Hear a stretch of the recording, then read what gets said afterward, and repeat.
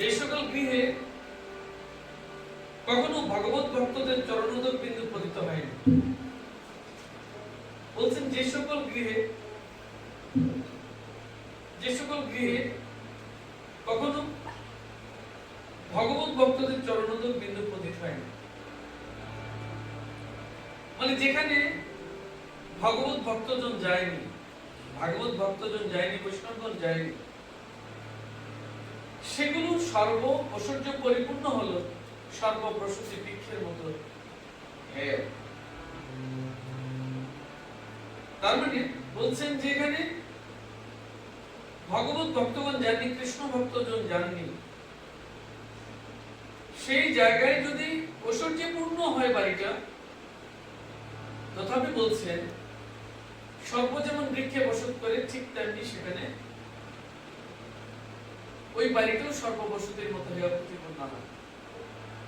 সাপের বাসা, মানুষের বাসা নেই, সাপের বাসা।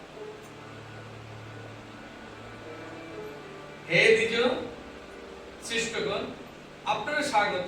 সনকাদিদেরকে বলছিল, আপনারা বাল্যকাল থেকে মোক্ষের অভিলাষী হয়ে একাগ্রচিত্তে ব্রহ্মচর্যাদি সুমহান ব্রতসমূহ গভীর শ্রদ্ধায় পালন করে চলেছেন। তাহলে তারা কি করেছে? ব্রহ্মচর্য পালন করেছে। গৃহস্থ জীবনে ব্রহ্মচর্য ভাগ, শুধুমাত্র সন্তান উৎপাদনের সময় যদি স্ত্রী সম্পর্ক পায়, গৃহস্থরাও ব্রহ্মচর্য পালন করতে পারে, কিন্তু সনকাদিরা চিরকাল একরকম চলছে। দেখতে অনেকটা 5 বছর বয়সী বালকের মতো। ভূমণ্ডলের সর্বত্র তারা বিরাজমান আছেন, ভগবান কৃষ্ণের নাম কীর্তন করে বেড়াচ্ছেন, ভাগবতের কথা বলে বেড়াচ্ছেন, সনকাদি এমন যারা ভগবান কৃষ্ণের নাম কীর্তন করে জগৎময় চলছেন, সমস্ত মণ্ডলে মণ্ডলে চলছেন, ভূ ভুব মহাজন তপসুত্ত সর্বলোকে তারা চলছেন হরিনাম সংকীর্তন করতে করতে। তাদের কাজ হরিনাম সংকীর্তন প্রচার করা। তাহলে দেখুন যে ভগবানের নাম কীর্তন যদি না হয়, ঘর ঐশ্বর্যে পরিপূর্ণ হলো, সেটা সর্বে বসতি বৃক্ষের মতো, সর্ববসতি বাড়ির মতো, সর্বের বাড়ির মতো হয়ে গেছে। অর্থাৎ তোমার বাড়িটা মানুষের মানব উপযুক্ত বাড়ি বলে পরিচিত লাভ করেনি। তার মানে তোমার এটাই প্রকাশিত হয়েছে যে তুমি জন্মের পরে আবার যখন মৃত্যু হবে, বড় হবে, মৃত্যু হবে, মৃত্যুর পরে তুমি আবার পুনরায় সর্বযোগী প্রাপ্ত হবে। তো ভক্ত যার চরণধূলি তোমার গৃহে পড়েছে, যে বাড়িতে ভক্তের চরণধূলি পড়েছে, বাড়ি পবিত্র হয়েছে, বাড়ি পবিত্র হয়ে গেছে, তার চরণ কমল ভক্তদের চরণ স্পর্শে বাড়ি পবিত্র হয়ে গেছে। তো ভক্তগণ বস্তুত কারা? যারা ভগবানকে বয়ে নিয়ে বেড়ায়, ভগবানকে যারা বয়ে নিয়ে বেড়ায়, হৃদয়ে যারা ভগবানকে নিয়ে বেড়ায়, রজগুলের মধ্যে শ্রীগুরুকে নিয়ে বেড়ায়, তারই ভক্ত। ভক্তের অনন্য গতি হবে। যে বর্তমান সময়ে শ্রাবণ মাস চলছে, শিবের মাস চলছে, মনসাপতির মাস চলছে, বৈষ্ণবরা মনসাপতি নিয়ে ঘুরে বেড়ায়, বস্তুত তারা জানেন অনন্য ভক্তি তাদের হয়নি। যারা নিয়ে ঘুরে বেড়ায় তাদের মধ্যে অনন্য ভক্তি হয়নি। অনন্য ভক্তি তাদের হবে যারা শুধু কৃষ্ণ ছাড়া কিছু জানবে না, শুধুমাত্র রাধারানীকে ডাকবে, প্রেম বৈরাগ্যের স্বরূপ হবে, রাধার মতো ভাব নিয়ে শুধু ভগবান কৃষ্ণকে ডাকবে, রাধার ভাব নিয়ে শুধুমাত্র কৃষ্ণকেই ডাকবে। যে কোথায় ভগবান তুমি লুকিয়ে আছো? ভগবান বলছেন এই সংসারে নানা প্রকার পুজোর বিধি আছে, সকলেই সকলের মতো পুজো বিধি করে, কিন্তু হে অর্জুন, যদি আমার পুজোতে প্রেম না থাকে তাহলে কি হবে? যদি আমার পুজোতে প্রেম না থাকে তাহলে আমি তা গ্রহণ করি না। পুজো বিধি যেমনই হোক না কেন ওই সবের কিছু প্রয়োজন করে না, শুধু বলেছে আমার সেবা পুজোতে যেন প্রেম থাকে। যদি প্রেম না থাকে গোবিন্দের সেবা পুজো হয় না। এটাই মশলা। গোবিন্দ বলেছে মৃত্যুর সময় শুধুমাত্র তার নামটি গাইতে, শুধু তার নামটি স্মরণ করতে, তাহলে অবশ্যই সরাসরি তার ধামে পৌঁছে যাবে। তাহলে মরণের সময় শুধু এই কথাটুকু মনে রাখা প্রয়োজন, যে মন্ত্র তোমায় গুরুদেব দিয়ে গিয়েছিল, মনে আছে সেই মন্ত্র?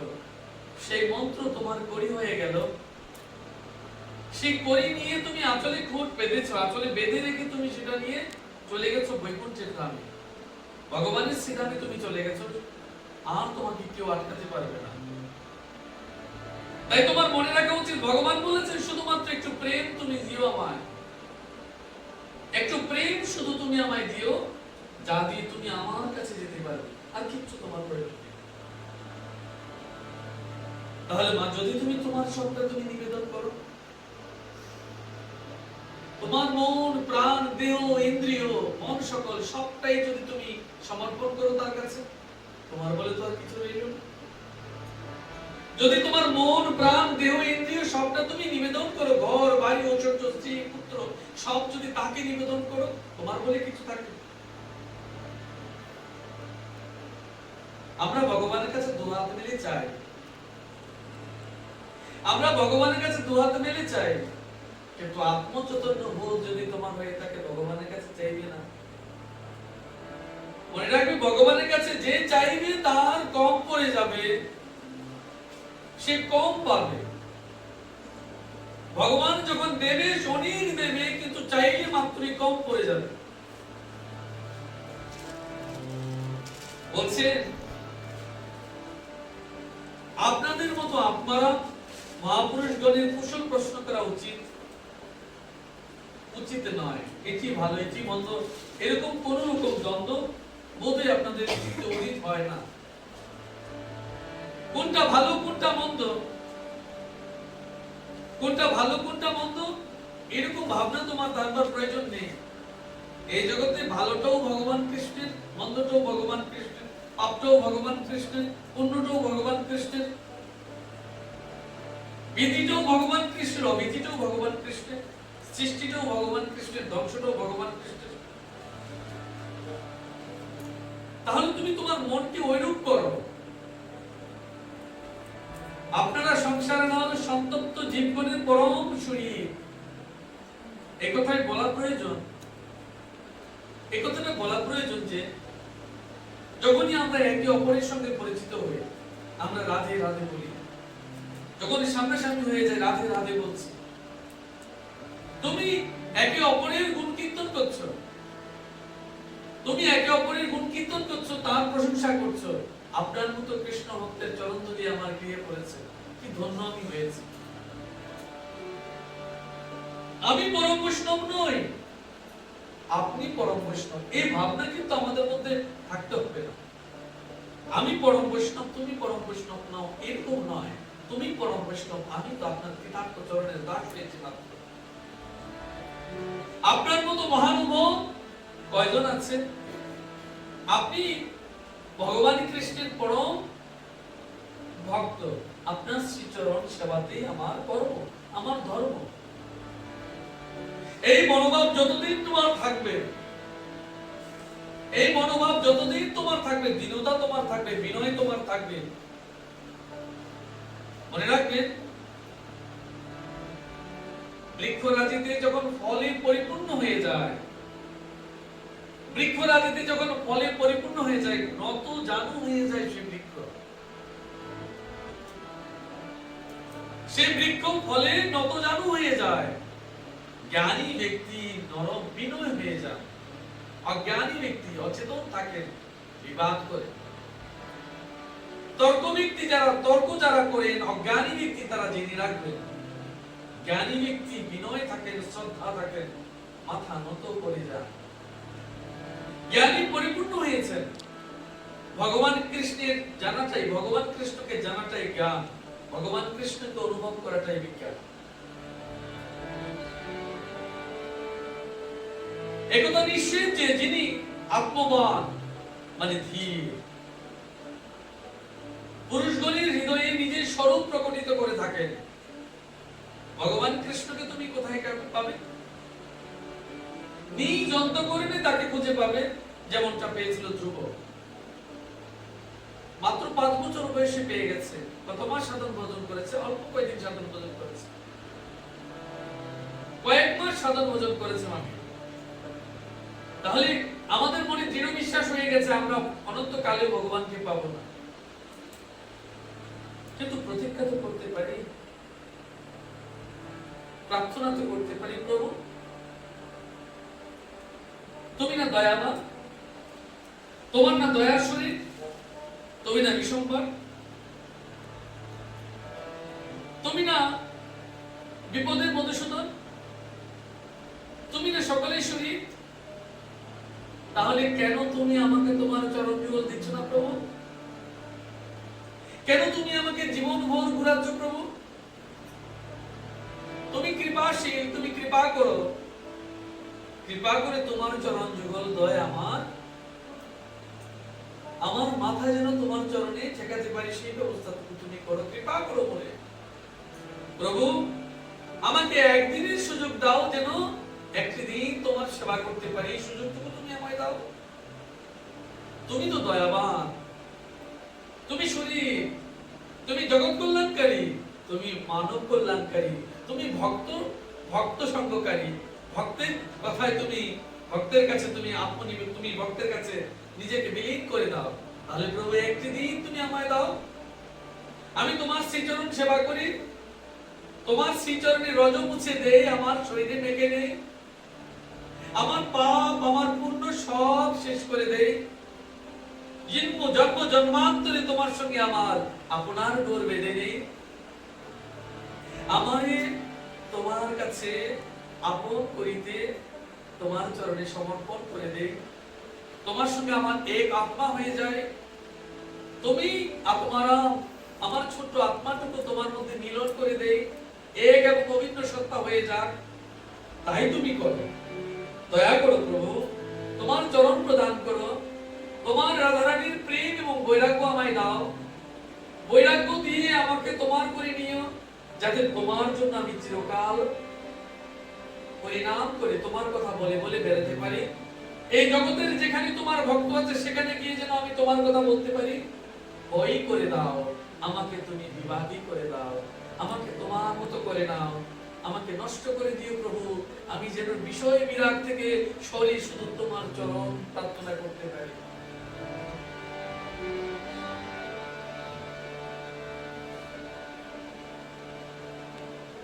উপাসকদের হৃদয়ে নিজের স্বরূপ প্রকটিত করে থাকেন, সেই জন্মরহিত ভগবানই নিজের ভক্তদের প্রতি কৃপা বিতরণে নিমিত্ত আপনাদের মতো সিদ্ধ পুরুষের রূপ ধারণ করে পৃথিবী তলে বিচরণ করছেন।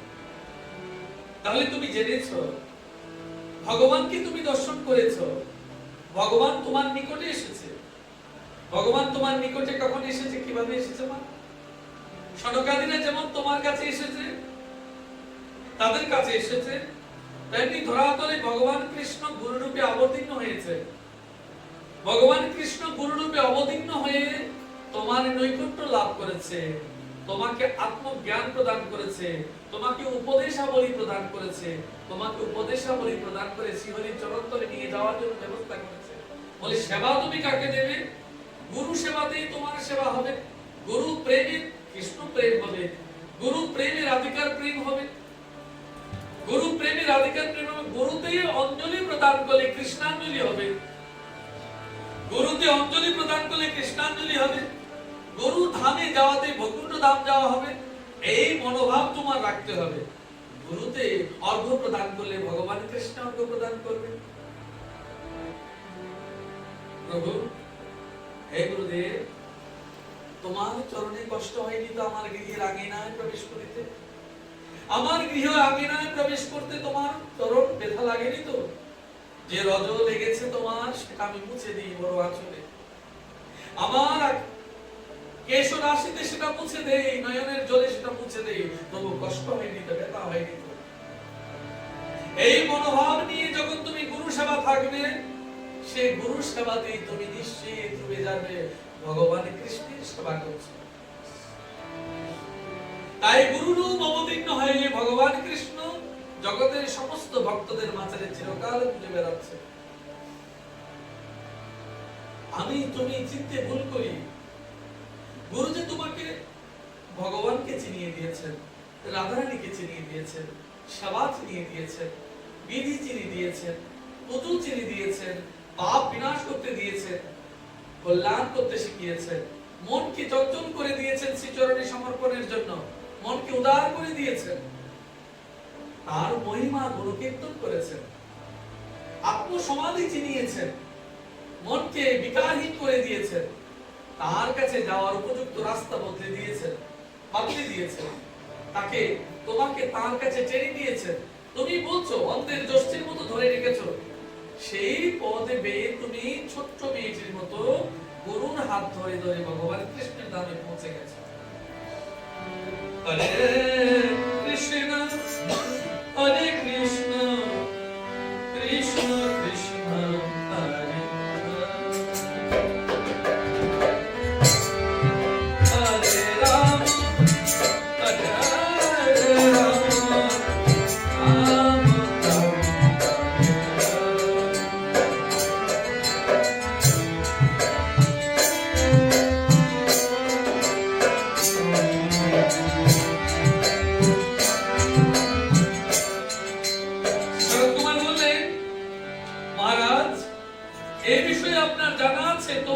সর্বভূতের মঙ্গল কামনায় প্রশ্ন করেছেন। সদা সর্বদা প্রশ্ন এমন করবে যে প্রশ্নে জগতের কল্যাণকারী হয়। বৈষ্ণব কাকে বলে? বিষয় বাসনা রহিত, বৈকুণ্ঠ পার্কে যিনি আপন করেছেন, বিষয় বাসনা রহিত, বৈকুণ্ঠকে যিনি লক্ষ্য স্থির করেছেন, ষটচক্র ভেদ করবার ক্ষমতা অর্জন করেছেন, দীনভাব যার মধ্যে হয়েছে, এবং যিনি শুধু কৃষ্ণ চরণে বাস আত্মসমর্পণ করতে শিখেছেন, যিনি বিয়োগ করতে জানেননি যোগ করতে শিখেছেন, যিনি তার চরণে বাস করতে শিখেছেন, বাদ দিতে শিখেন, তিনি বৈষ্ণব হয়েছেন। তাহলে বিষয়ের বাসনা ছেড়ে ওইকারেতে তিনি বৈকুণ্ঠকে লক্ষ্য করে ষড়চক্র ভেদ করবার জ্ঞান অর্জন করে দীনভাব প্রাপ্ত হয়ে সকলকে আপন করে নিয়েছেন, বাদ দিয়ে দিলেন, সাকার ব্রহ্মস্বরূপ জগৎকে চিনেছেন, বিষয়কে শুধু বাদ দিয়েছেন, মানুষকে আপন করেছেন। এবং কৃষ্ণকে যিনি অন্তরাত্মস্থলে গ্রহণ করেছেন, তিনি বৈষ্ণব, তিনি বৈষ্ণব। আর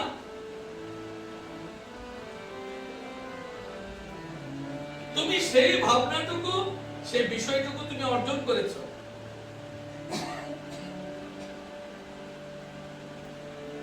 সৎপুরুষগণের সম্মেলন শ্রোতা বক্তা উভয়ই অবিপরীত, কারণ তাদের কষ্টন্ত সহ কথোপকথন সর্বলোকের পক্ষে কল্যাণকর হয়ে থাকে। বা যেখানে ভাগবত কথা হয় সেখানে তো কৃষ্ণ কথা হয়, ভগবান কৃষ্ণের কথা হয়, লোক কল্যাণ কথা। লোক কল্যাণকে বাদ দিয়ে তুমি বৈষ্ণব হবে কি করে? বৈষ্ণব তো এক প্রকার সন্ন্যাস হয়, বৈষ্ণব তো এক প্রকার সন্ন্যাস হয়। নিজ পরিবারের মধ্যে তিনি নেই, জগৎ পরিবারের মধ্যে তিনি আছেন। তুমি জানো সন্ন্যাসীরাও শুধুমাত্র নিজেকে নিয়ে ভাবে, সাধুরাও নিজেকে নিয়ে ভাবে, কিন্তু বৈষ্ণব তো নিজেকে নিয়ে ভাবে না।